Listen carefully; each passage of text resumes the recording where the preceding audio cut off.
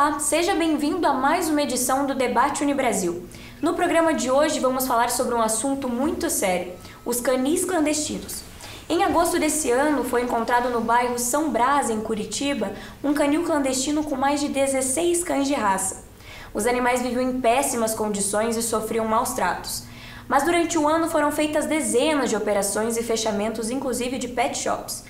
Para falar sobre esse assunto, recebemos em nosso estúdio o delegado Matheus Laiola, que atua na Delegacia do Meio Ambiente. Seja muito bem-vindo, delegado. Obrigado pelo convite.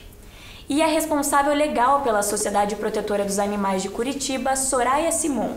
Seja muito bem-vinda. Eu que agradeço o convite. Bom, vamos começar com esse debate que será muito enriquecedor aqui para o nosso campus. Primeiramente para o Dr. Matheus Laiola. Como são feitas essas operações? São a partir de denúncias ou a investigação já inicia com uma denúncia anônima? Como funciona? Desde quando nós assumimos ali a delegacia, em janeiro desse ano, nós firmamos uma parceria com a Rede de Proteção Animal, que é um órgão vinculado à Secretaria Municipal do Meio Ambiente aqui de Curitiba, então um órgão vinculado à Prefeitura de Curitiba, e a gente sai da delegacia, na maioria das vezes, com esse pessoal da Rede de Proteção Animal. Então nós somos a força policial e o pessoal da rede de proteção acaba sendo o corpo técnico. Então essa ação acaba tendo a Polícia Civil, acaba tendo médico veterinário e também fiscais para aplicar multa. Na maioria das vezes a gente acaba recebendo denúncia via telefone 181. 181 é o disque denúncia da CESP, que a pessoa entra em contato ou liga ou entra pela internet no site, acaba fazendo a denúncia, a gente faz uma triagem dessas denúncias e sai fazendo fiscalização. Muitas vezes a gente percebe que essas denúncias são denúncias infundadas, é o vizinho incomodado com o latido do cachorro do outro vizinho, mas desde que a gente assumiu, como você disse, dezenas de fiscalizações foram realizadas e a gente tem um número bem expressivo de animal apreendido em situação de maus tratos. E a Soraya atua nessa proteção dos animais. Soraya, vocês recebem muitas denúncias sobre canis clandestinos e esses maus tratos a animais? Na verdade, diariamente a gente recebe denúncias, né? A população procura muito a gente, algumas pessoas não querem se identificar, algumas pessoas não se incomodam em denunciar. Há formas também de fazer a denúncia anonimamente, né? Então a gente orienta. Geralmente a gente direciona para secretarias do meio ambiente dos municípios, né? Então geralmente é cão na corrente, sem alimentação, sem os cuidados básicos, né? Então a gente direciona. Quando é uma situação mais grave ou quando a gente se envolve num resgate, daí a gente já registra o boletim de ocorrência com a Delegacia de Proteção ao Meio Ambiente. E algumas denúncias, às vezes meio distantes, né? Às vezes nem é aqui a região metropolitana, a gente acaba também encaminhando para o Batalhão de Polícia Ambiental. Então há várias formas, é o que a gente sempre pede para as pessoas, né? Denunciarem, entenderem que há várias denúncias a serem verificadas, então às vezes demora um pouco. Se aquela situação se agrava, ela pode às vezes conversar com a gente ou direto com o órgão, né? E informando, porque infelizmente assim, são muitas denúncias, muitas realmente não procedem, que é muito triste, porque as pessoas têm que ter a consciência que não é porque elas vão denunciar que alguém vai ser prejudicado. Na verdade, quem vai ser prejudicado são os animais que não estão recebendo o cuidado, a atenção das autoridades, porque você quer prejudicar alguém e faz uma denúncia que não procede só para tentar prejudicar. E as autoridades vão chegar lá, vão ver que não tem nada de errado e não vai acontecer nada, né? Então, para as pessoas denunciarem sim, mas com responsabilidade. Infelizmente, existem muitas denúncias que não procedem. Então, é uma perda de tempo muito grande, né? E quem precisa, às vezes, não recebe ajuda em tempo. Então, a gente que é população, que a gente fala para todos, né? Sempre tá assim, atento, denunciar. Muita gente fala, não acontece nada, acontece sim. E ficar de olho é o que a gente pede. Denunciou, aguarda a verificação, né? Algumas situações mais emergenciais, né, onde você tem que prestar socorro imediato, dá para você agir imediatamente socorrendo o animal, e outras situações tem que aguardar sim as autoridades irem, às vezes cabe adequação, nem sempre é a questão da retirada, né? Você tem que ensinar aquela pessoa como cuidar do animal, às vezes isso não tem como acontecer, mas a primeira intenção é essa, de educar, né? Mas as pessoas têm que aguardar e observar. Se piorar naquele meio tempo, então avisar para que uma atitude mais drástica seja tomada, né? Antes que o animal acabe até a falecer. Uhum. E quais são os critérios que vocês usam para entender se a pessoa precisa de educação na hora de cuidar de um cão ou de um animal, ou se precisa da punição realmente, da retirada do animal? O principal critério é o bom senso, né? Então, muitas vezes a gente percebe que falta conhecimento da pessoa, então uma orientação é muito mais importante do que uma punição. E algumas outras vezes a gente vê que a pessoa é uma pessoa instruída, tem condição financeira e maltrata porque quer maltratar. Então, a gente analisa de cada caso em concreto. Às vezes a gente chega num criador que tem uma condição financeira boa, mesmo assim dá voz de prisão ao responsável, ou então a gente orienta, dá um prazo para ele regularizar, ou então a gente vai fazer uma fiscalização numa ONG, numa protetora independente, a gente acaba orientando ao invés de punir, porque o mais importante é a gente tem que pensar no bem-estar do animal e não apenas e tão somente a gente aplicar a sanção penal ou então uma multa ao infrator. E essas multas, essas penas, são de quanto tempo? Com relação à parte criminal, infelizmente a nossa lei penal ela é muito branda. Então, se a pessoa for autuada em flagrante, ou seja, for presa em flagrante pela prática de crimes de maus tratos, ela pode pegar até 1 ano de prisão. Mas na prática a gente percebe que a pessoa acaba não sendo encarcerada, acaba prestando serviço à comunidade, recebendo uma multa, pagando cesta básica. Há diversos projetos de lei no Congresso Nacional para que se aumente a pena. Então a gente defende esse aumento de pena porque a gente percebe que a pena muito branda acaba incentivando a impunidade. E vocês percebem nessas... vários canis já foram desmantelados, ainda bem, né? Mas vocês percebem que existe um padrão, se a pessoa é um pouco mais abastada, ela cuida melhor dos cachorros ou não tem um padrão? Depende. A gente já acompanhou situações, né, de pessoas com condições, como o doutor falou, e que não estava dando o cuidado que o animal precisava, e pessoas assim muito simples, que realmente não têm condição e estavam fazendo o melhor que elas podiam na situação que elas se encontravam, né? Então, realmente tem que ter o bom senso, tem que avaliar. Uma coisa é você chegar num local que um cachorro, por exemplo, está doente, né, e a pessoa está lá fazendo o que pode, não conseguiu levar no veterinário, enfim, né, é a obrigação dela realmente procurar ajuda para aquele animal. Mas você vê que ela está tentando de alguma forma. Ou você chegar num local que o animal simplesmente está largado num canto ali e não tem cuidado nenhum. Então, são situações realmente que você tem que considerar para ver como que vai ser conduzida, né, aquela situação com aquela pessoa.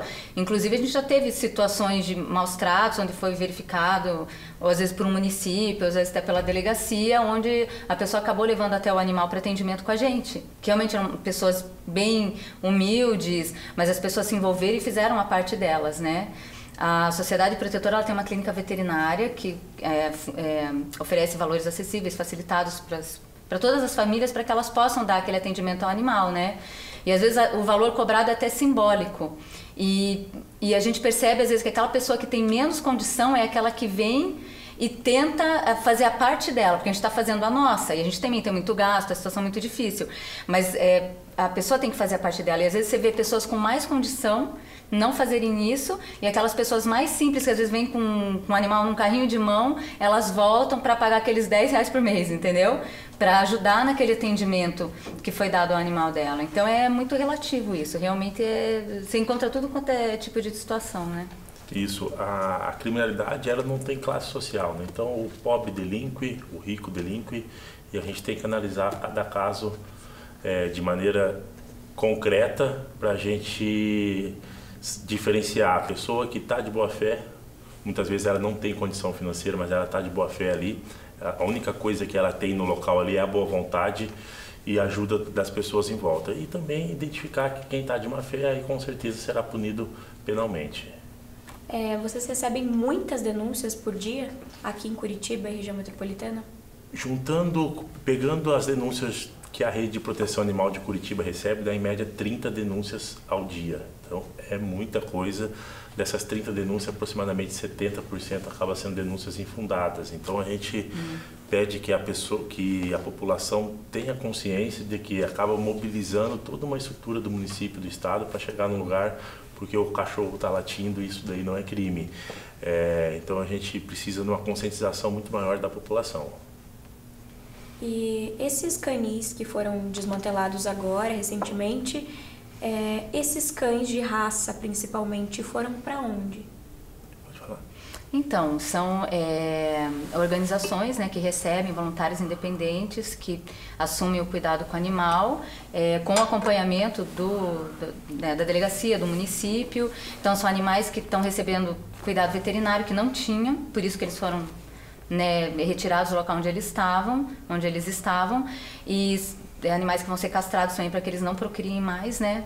Porque, na verdade, como a gente estava conversando até antes, né, do interesse das pessoas nos animais de raça, muita gente às vezes vê, tá para adoção e quer levar aquele animal, mas ela já pensa em estar procriando, né? Então a gente tem que impedir. Você castrando aquele animal, ele nunca mais vai poder ser usado comercialmente, né? Então é uma forma de você também, obviamente, né, independentemente de para a família que ele for, ele tem que estar castrado, evita doenças, né, enfim. Então são voluntários independentes, organizações que acabam assumindo esses animais e dando os cuidados necessários até que eles possam ser encaminhados para adoção. E vocês acham que existe uma medida eficaz para que não existam mais canis clandestinos? Eu acho que a medida mais eficaz é a fiscalização. Então, a partir do momento que a gente mexe principalmente no bolso do ser humano, então a pessoa se sente incomodada. Tem um ditado popular que diz que o órgão mais sensível do ser humano é o bolso. Então, a gente procura, sempre quando nós autuamos alguém em flagrante pela prática do crime de maus tratos, a gente procura comunicar à prefeitura para que a prefeitura vá no local e lavre o auto de infração, ou seja, aplica a multa à pessoa. Então, quanto maior e quanto mais eficaz a fiscalização, nós acreditamos que a gente consegue diminuir a prática de maus tratos. E vocês percebem que esses cães maltratados, eu falei do padrão dos donos dos cães, mas tem um padrão também para os cães? Os cães de raça são mais maltratados ou os de rua são mais maltratados? Na verdade, tanto com raça ou sem raça definida, às vezes você tem um animal sem raça definida muito bem tratado e às vezes você tem um de raça que sofre muito. E é aquilo que a gente fala com relação a essa questão dos animais serem explorados, né?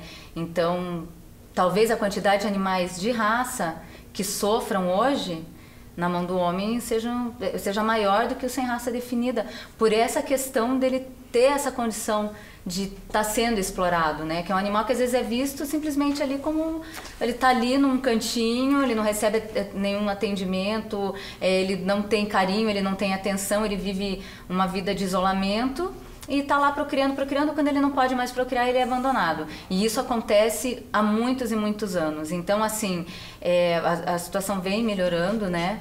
E até eu queria falar dessa questão de Curitiba não poder ter canil comercial, né, ou qualquer criação comercial de animais. Isso não é nem previsto pelo município. A lei de 2011 do município, ela replicou essa proibição que vem do Código Estadual de Saúde.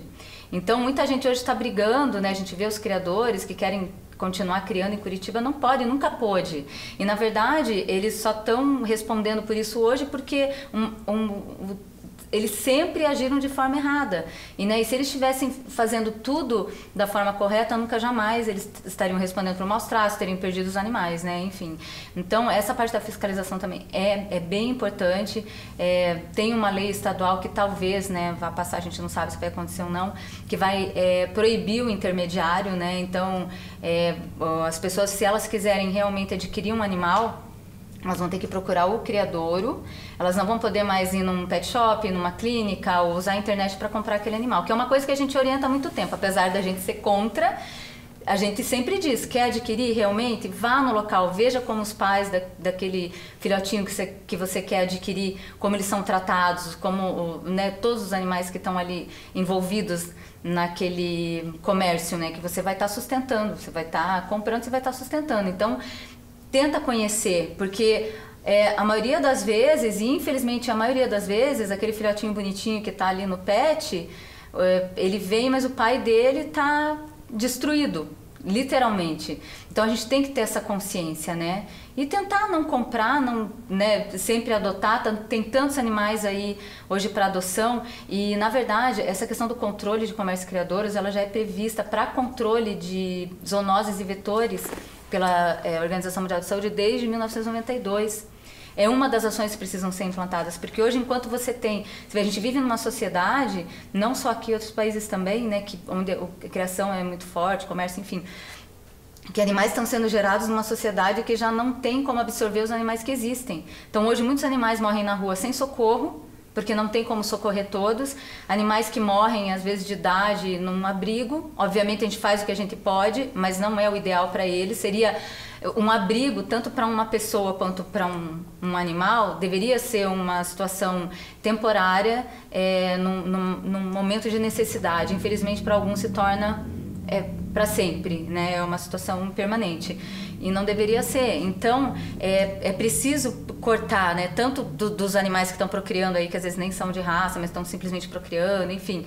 E desses que estão sendo usados para essa procriação desenfreada, né? Então, tem que ter um controle. A gente sabe que não vai acabar, mas você controlando, você vai conseguir impedir que tantos animais venham, né, ao mundo e também doentes, como, né, tem a criação consanguínea, então muitos animais nascem com problemas congênitos. Então, tem várias situações que envolvem aí a criação comercial. Mas precisa realmente diminuir, né? Do jeito que está hoje, já diminuiu bastante, mas como está hoje, muitos defendem que não pode continuar do jeito que está, não dá. Tem que ter um controle bem forte dessa situação aí de criação, venda, comércio, enfim, dos animais. Bom, a nossa conversa está muito boa, mas a gente tem que fazer um rápido intervalo. Voltamos já já.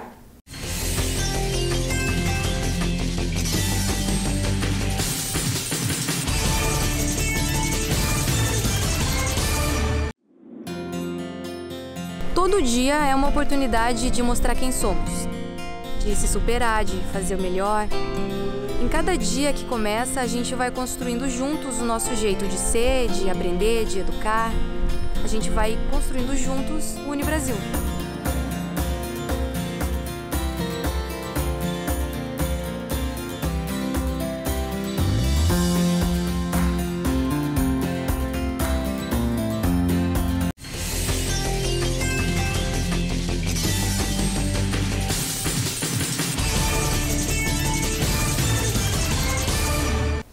Estamos de volta com o Debate Unibrasil. No programa de hoje estamos conversando sobre os canis clandestinos com o delegado Matheus Laiola, da Delegacia do Meio Ambiente, e com a responsável legal pela Sociedade Protetora dos Animais de Curitiba, Soraya Simon. Soraya, você estava me falando, né, sobre toda essa burocracia agora e sobre muitas pessoas ainda quererem que essa seja uma prática de venda de animais, seja uma prática recorrente ainda.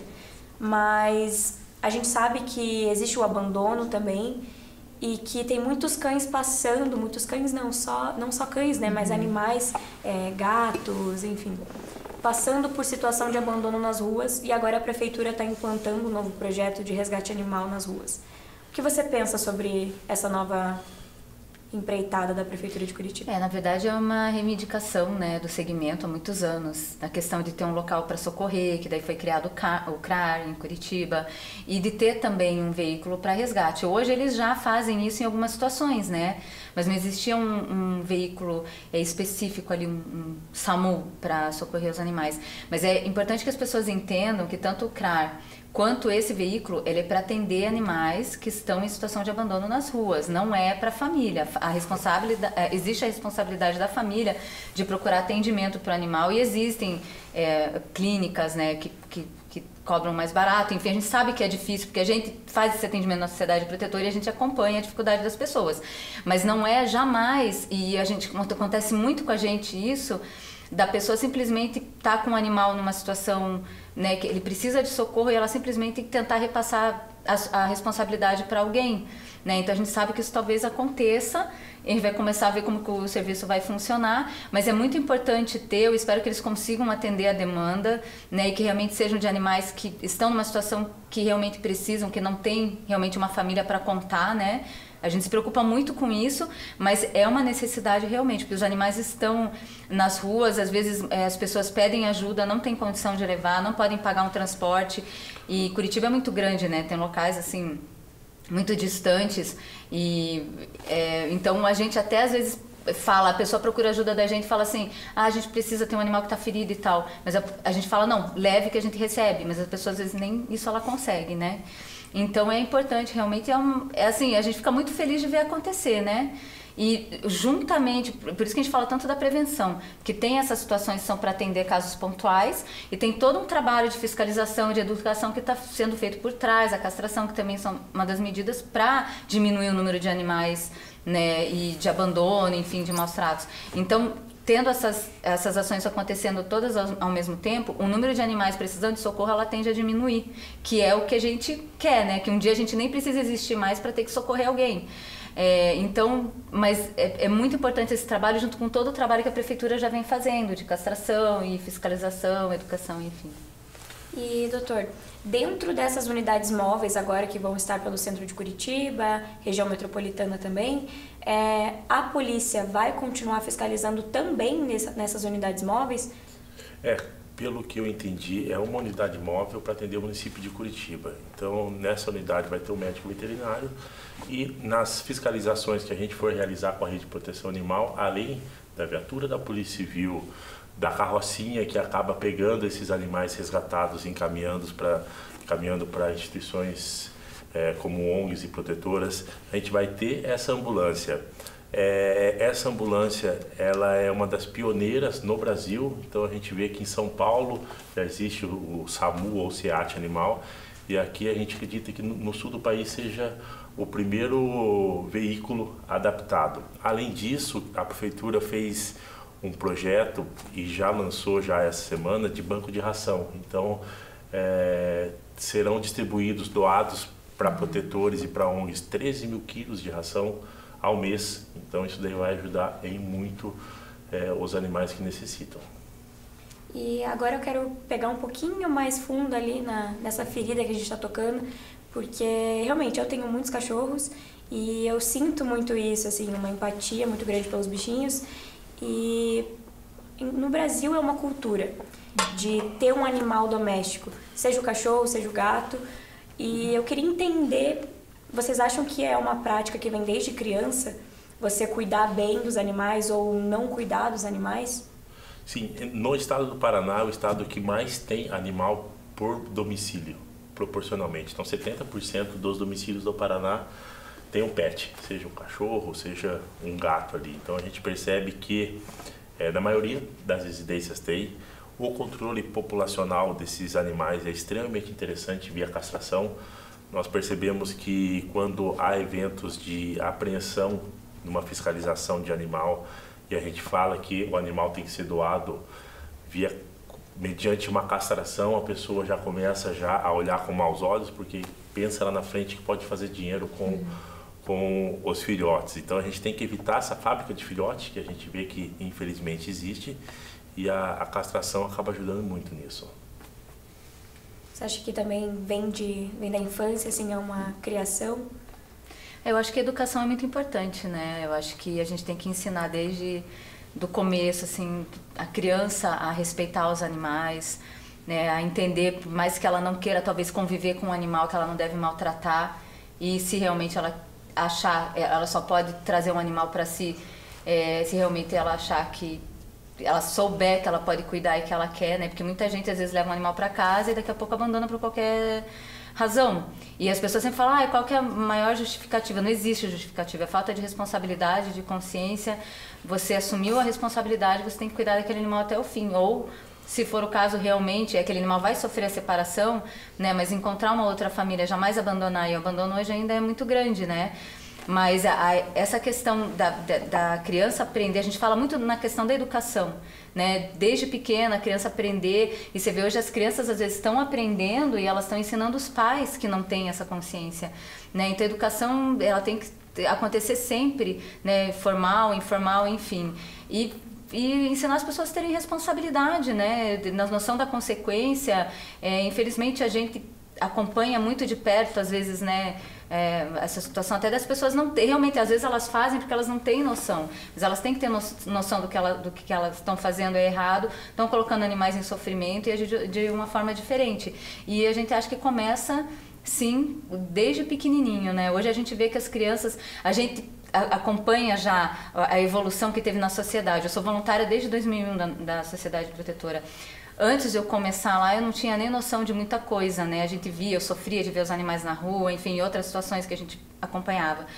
E desde que eu comecei como voluntária, eu vi, através da divulgação, né, da imprensa, das ações, de tudo que acontece com relação aos animais, como as pessoas começaram a criar uma visão diferente. Antigamente elas achavam que o animal tá passeando na rua, mas ele não tá, às vezes ele tá sofrendo, tá abandonado, não devia estar andando na rua mesmo tendo casa. Tem gente que deixa andar, que são semidomiciliados, não poderia estar desatendido sozinho em via pública. E aí as pessoas vão aprendendo com toda essa situação que vem ocorrendo, né, das autoridades, enfim, e tá melhor. Então a educação acho que é o que vai realmente mudar o mundo, né? Às vezes tem situações que a gente sabe que envolvem outras coisas, né? Crueldade, realmente. A gente acompanha muitas situações assim que envolvem muita crueldade. Então, é onde a gente, às vezes, fala, não, nem cabe orientação ali, você tem que agir de uma forma mais drástica, né? Infelizmente. E às vezes você chega muito tarde. Já aconteceram muitas situações que a gente acompanhou assim, muito tristes. Mas na maioria das vezes a gente acredita realmente que as coisas podem ser diferentes, podem melhorar e melhoraram muito já, do que a gente acompanha de muitos anos. A situação hoje para os animais é muito melhor do que era alguns anos atrás.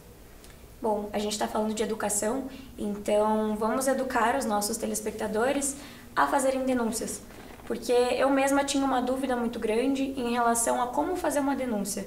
Eu vou na delegacia do meu bairro, que tem mais próximo da minha casa, vou na delegacia do meio ambiente diretamente, faço essa denúncia por telefone. Qual é o meio mais eficaz para fazer essa denúncia? Hoje, a imensa maioria das pessoas tem um telefone na mão. Então, ao invés da pessoa sair da sua residência, pegar um transporte privado ou público e ir até a Delegacia de Proteção ao Meio Ambiente, é muito mais fácil ela pegar o telefone, ligar no telefone 81, que é o Disque Denúncia da Secretaria de Estado da Segurança Pública.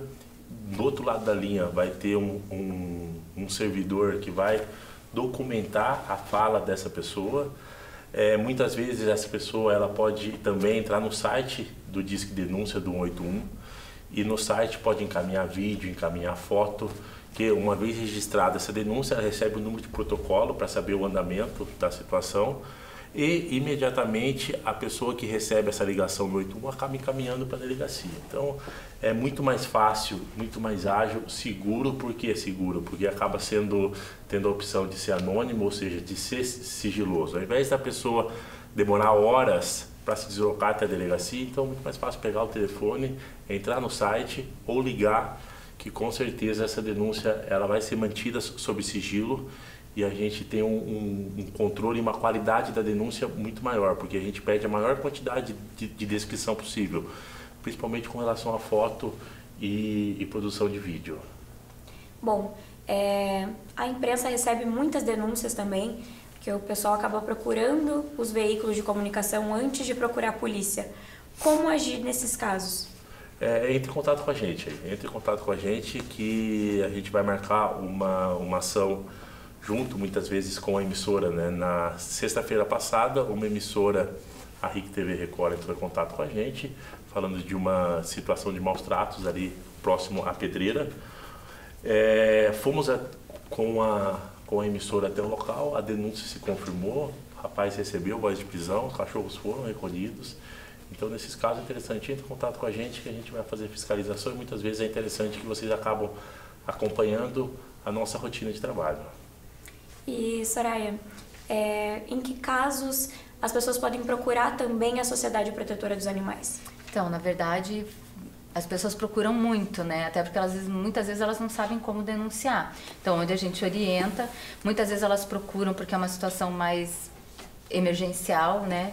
E elas têm conhecimento de alguns resgates, algumas situações em que a gente participou, e aí a gente já age rapidamente, né, naquela situação.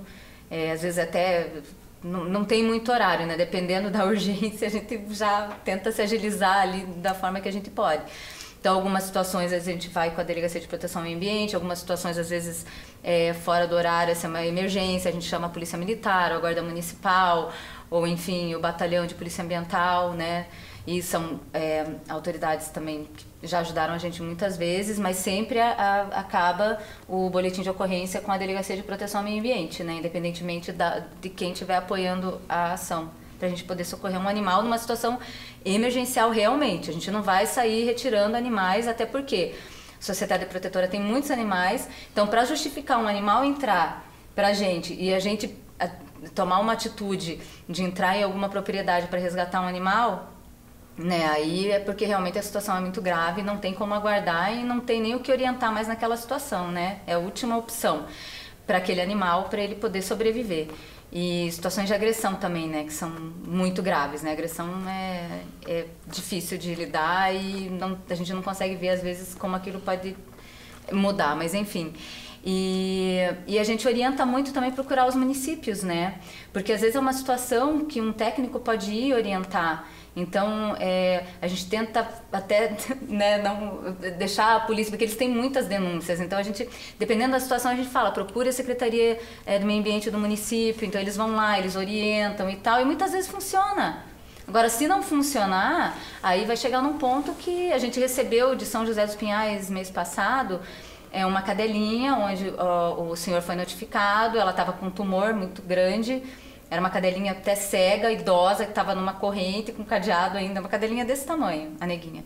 E eles foram, notificaram, ele não levou para atendimento, ele foi notificado mais de, acho que 2 vezes, e foi dado até a ordem para a retirada da cadelinha. Ela veio pra gente, até ela já fez quimioterapia, essa semana ela foi operada, e a pessoa até está tentando pegá-la de volta, né? Que não dá para entender, mas enfim, a gente pensa que talvez seja uma atitude até para tentar se livrar da multa que ele levou do município, né? Mas enfim, e foi uma situação onde não tinha mais o que fazer. A cadelinha talvez já estivesse até morta a esse ponto, porque não recebeu atendimento. Então você vê, é uma situação onde não funcionou. Mas aí você tenta, se não funcionar, aí realmente o animal vai ter que retirar, a atitude vai ser diferente com aquela pessoa e ela vai responder.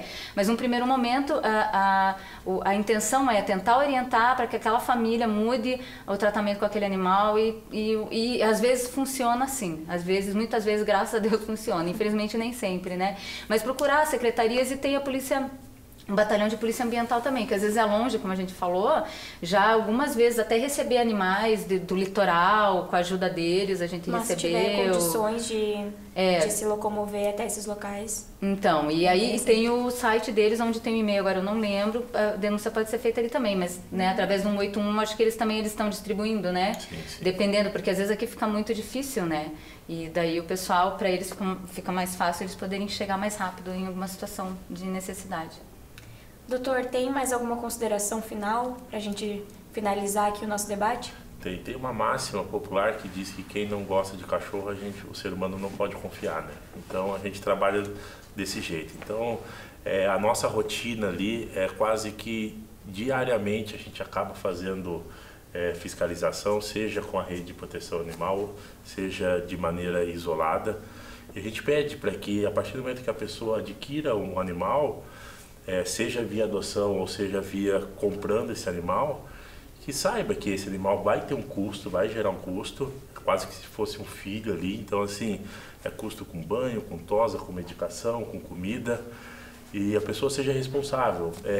A gente está aproximando aí das épocas festivas de final do ano, a gente vê um abandono imenso de animal, as pessoas vão para a praia, vão tirar suas férias e acabam abandonando esses animais. Então a gente pede para que a população seja mais responsável no trato com esses animais. Bom, o Debate Unibrasil fica por aqui, espero que tenham gostado do programa. Não esqueçam de curtir e nos acompanhar também pelas redes sociais da TV Campus Unibrasil. Até logo!